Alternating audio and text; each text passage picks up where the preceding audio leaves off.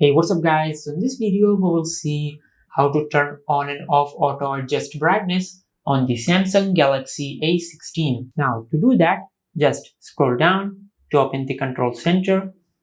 Now from here, just tap on the three dots on your brightness slider. Now from here, just enable adaptive brightness. Now from here, just tap on done.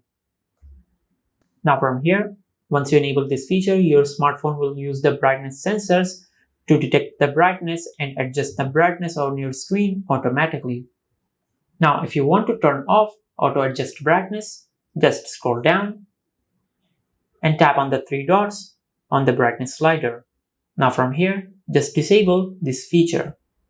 Now from here, you can adjust the brightness manually. Now from here, just tap done. And this is how you can turn on and off auto adjust brightness on your Samsung Galaxy A16. If you found this video helpful, please like the video and subscribe to our channel and hit the bell icon to get notified when we upload a new video.